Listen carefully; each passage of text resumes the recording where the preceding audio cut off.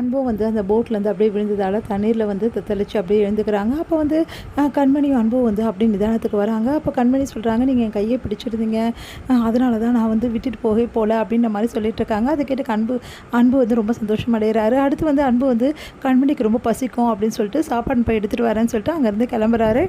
ரொம்ப நேரம் ஆகியும் அன்பு வராதால கண்மணி ரொம்ப பயந்து போயிடுறாங்க. ஏன் அன்பு இப்படி பண்ணுறீங்க, என்னை விட்டுட்டு ஏன் போனீங்க, நான் எவ்வளோ பயந்துட்டேன் தெரியுமா அப்படின்னு சொல்லிட்டு ரொம்ப பயந்து போகிறாங்க. பார்த்தா அன்பு வந்துடுறாரு. ஏன் கண்மணி இப்படி பயப்படுற, நானும் உன்னை விட்டுட்டு போக மாட்டேன் கண்மணி, அது எப்படி நீ என்னை விட்டுட்டு போக மாட்டியோ அதே மாதிரி தான் அப்படின்ற மாதிரி சொல்கிறாங்க. இந்தா சாப்பிட்டு இதெல்லாம் கிடச்சிருக்கு அப்படின்னு சொல்லிட்டு கொடுக்குறாரு. அதை பார்த்தா கண்மணி வந்து இதெல்லாம் எங்கேருந்து எடுத்துகிட்டு வந்து, இங்கேருந்து தான், இதெல்லாம் ஒரு சின்ன சின்ன விஷயம் தான், இங்கே இருக்கிறது தான், இதில் இருந்த தண்ணியெல்லாம் நீ குடித்தா ரொம்ப நல்லாயிருக்கும், இங்கே பாரு தேங்காய் தண்ணி தான் கிடச்சிது, இந்த தண்ணி நம்ம குடிச்சிக்கலாம் ஓகேவா அப்படின்னு சொல்லிட்டு வந்து நிறைய விஷயங்கள் எடுத்து வந்து கொடுக்குறாரு.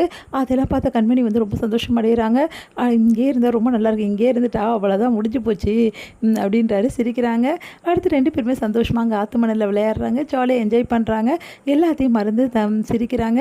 இங்கே வந்து என்ன பண்ணுறாங்க, நம்ம வந்து வெண்ணிலா வந்து செம்ம டென்ஷனாக இருக்காங்க. ஏன் அன்பு வந்து சீக்கிரமாக கிளம்பிட்டாரு, சரி எதனால் இருக்கும், ஒரு வேளை கண்மணி ஏதாவது கூப்பிட்டுருப்பாளா அப்படின்னு சொல்லிட்டு யோசனை பண்ணிகிட்டே வந்து வெண்ணிலா வீட்டுக்கு வராங்க. வீட்டுக்கு வந்து நான் அன்பு கண்மணி தேடுறாங்க. பார்த்தா 2 பேருமே இல்லை. ரூமுக்கு போய் பார்க்குறாங்க. அங்கேயும் உள்ள ஒன்றும் புரியாமல் யோசிக்கிறாங்க. உடனே வந்து சரி இவங்ககிட்ட எப்படி கேட்குறது, இவங்களுக்கு தான் நம்ம பார்த்தாலே ஆகாதே அப்படின்னு சொல்லிட்டு யோசனை பண்ணிட்டே வராங்க. கார்த்திக் வராரு. கார்த்திக் வந்து கார்த்திக் ஒரு நிமிஷம் அப்படின்னோடனே என்ன விஷயம் அப்படின்றாரு. இல்லை கண்மணி காணோம் அப்படின்னு சொல்லிட்டு சொல்கிறாரு. கண்மணி அண்ணியா, ஆமாம் அன்பும் இல்லையே, ஆஃபீஸில் சீக்கிரம் கிளம்பிட்டாரு அப்படின்னோடனே அவனுக்கு நிறைய வேலை இருக்கும், கிளம்பியிருப்பான். சரி கண்மணி எங்கே போயிட்டா அப்படின்னோடனே இப்போ என்ன உங்களுக்கு தெரியணும், கண்மணி அண்ணியும் அண்ணனும் சேர்ந்து வெளியே போயிருக்காங்க. எங்கே போயிருக்காங்க எனக்கு தெரியாது, உங்களுக்கு தெரியும், நீங்கள் சொல்ல மாட்டேங்கிறீங்க, நான் அதான் எனக்கு தெரியாதுன்னு சொல்கிறேன்ல அப்படின்னா. உடனே அவங்க அம்மா வராங்க, நம்ம அன்போட அம்மா.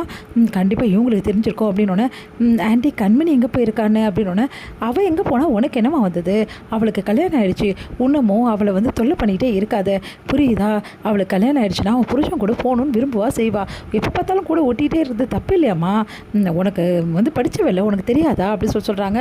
இங்கே பாருங்கள் ஆண்டி எங்கே இருக்கான்னு தான் கேட்டேன், அது எங்களுக்கு தெரிஞ்சால் நாங்கள் சொல்ல போகிறோம், எங்களுக்கு தெரியாது ஆண்டி, உங்களுக்கு கண்டிப்பாக தெரிஞ்சிருக்கோம் கண்மணி எங்கே போயிருக்கான்னு சொல்லிட்டு, ஆனால் சொல்ல மாட்டேங்கிறீங்க அப்படின்னு. எனக்கு உண்மையிலே தெரியாது, இங்கே பாரு எங்களுக்கெல்லாம் தெரியாது, ஏன்னா அன்பு சர்ப்ரைஸ்ன்னு சொல்லிட்டு கூட்டிகிட்டு போயிட்டான், அதனால் எங்களுக்கு தெரியாதுன்னு.